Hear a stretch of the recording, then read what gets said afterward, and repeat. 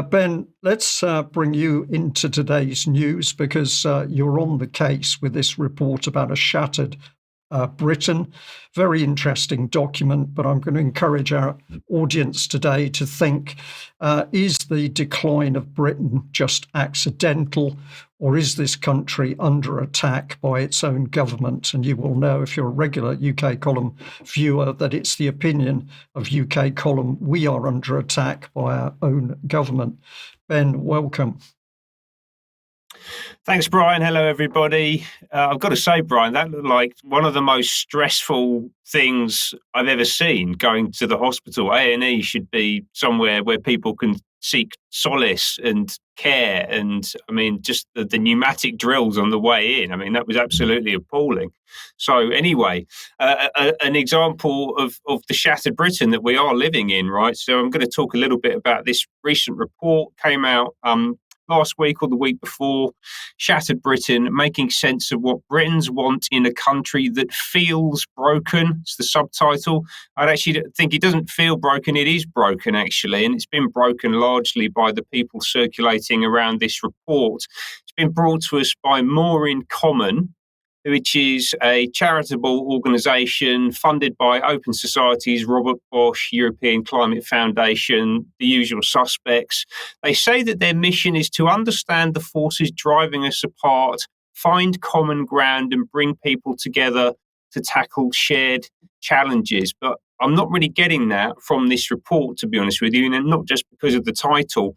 A little bit more about the organisation. It was founded by Brendan Cox, who is, or was, should I say, married to Jo Cox, the Labour MP who was murdered tragically in 2016 during the Brexit campaign. Her sister, Kim Ledbetter, is behind the assisted dying bill, been very high profile over the past year since the election. And Brendan Cox was interestingly remarried in 2023 in a ceremony which was officiated over by Justin Welby. So there's a really sort of interesting mix of people around Brendan Cox, this organisation, and this report, to be honest with you. You know, when I looked at that, I found that all rather strange.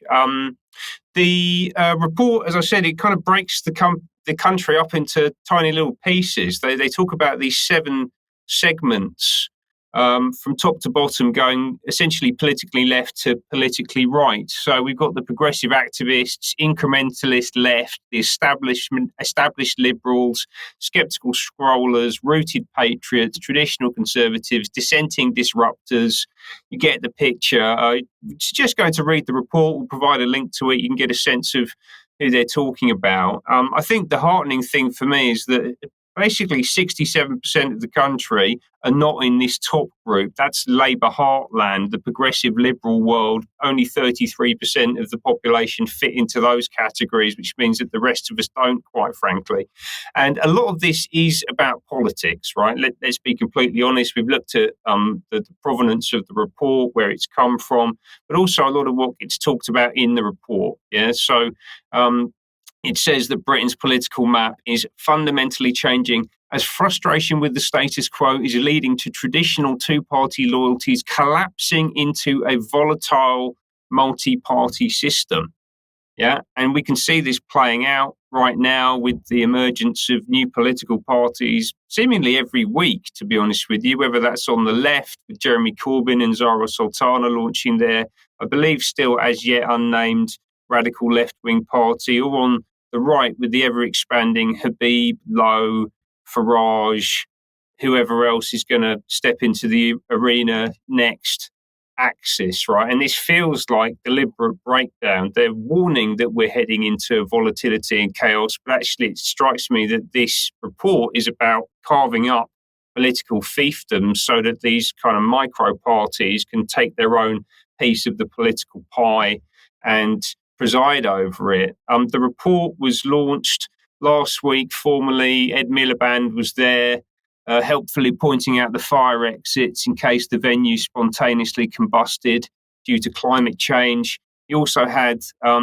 liberal media titans like Emily Maitlis there, plus some bloke off the telly who I vaguely recognise, centre-left, and also Kemi Badenoch, who is running what remains of the Tories, which kind of is one of the reasons why I feel like this is a political action, essentially. You know, these people like the chaos and the breakdown. They feed off it, both financially and politically, and they're creating their own little fiefdoms within the segments defined in the report. And despite the fact the organisation behind it is called More in Common, there isn't really much to unite us. Yeah, although we are united by our distrust of politicians, quite entertainingly, given who was at the launch event. So 75% negative perspective on politicians across the whole population, but also, rather encouragingly, 42% positive on our neighbours. So we distrust politicians. We like our neighbours. Maybe that's why the politicians are so obsessed with getting into neighbourhoods and kind of trying to attach themselves to local neighbourhoods at the moment. Interestingly, we also have a universal dislike for news journalists and big businesses, and also for some reason, if we can get that back on screen quickly, we can see people trust judges. I think that's probably because most people don't come into contact with the judiciary very often, and the scientists have somehow remained unscathed despite all what's happened over the past 5 years. So that's rather surprising to me. The category that I'm quite particularly interested in is the one in the middle. You can see the established liberals on the bottom level there. They're very trusting of everyone. And I think that's because they're basically insulated from everything that's happening in the country. These are the managerial elites who are running the institutions, right? And we can see that because in the next slide, asking about the desire for radical institutional change, only 2% of them actually wanted to quote from the report, burn down the institutions. So those are the people who are running the country. They're comfortable, but actually no one else is. And there's quite a lot of radical sentiment in here. Also a lot of sort of grey areas, huge grey areas around attitudes towards things like climate change, for example. Again, I'm sure Ed Miliband was rather upset about this, but you can see here across the whole country, essentially, you've got nearly 70% of the country sort of neither this way or the other particularly. They don't have a firm opinion on whether we're doing the right thing or the wrong thing on climate change. I think that's a debate that has still not been firmly won, and I'm very happy about that because institutionally, we're certainly going in the wrong direction. Interesting insight into attitudes around immigration. Actually got 46% think immigration should be significantly reduced. 16% think it should be reduced slightly. And actually, those numbers are probably 20 to 30% higher, given how the calculations have been done in the report. There's quite a lot of manipulation and bias built into the methodology through weighting, but also the way that questions are being phrased. So actually, we can see here on attitudes towards growth versus fairness.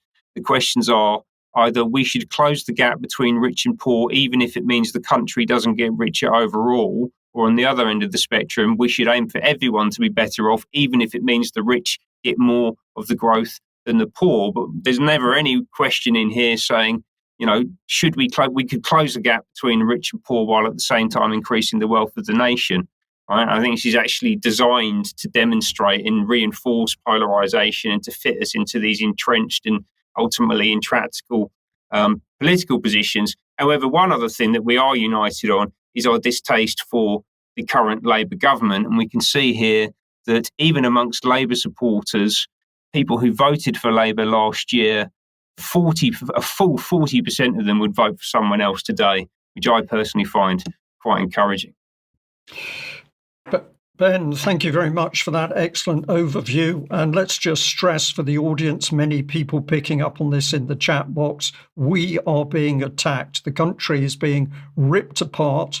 And this is another indication of non-government organisations measuring the effect. But in measuring the effect, they are, of course, helping us to see what's actually happening and also to judge who we can go to in our own communities in order to get more support.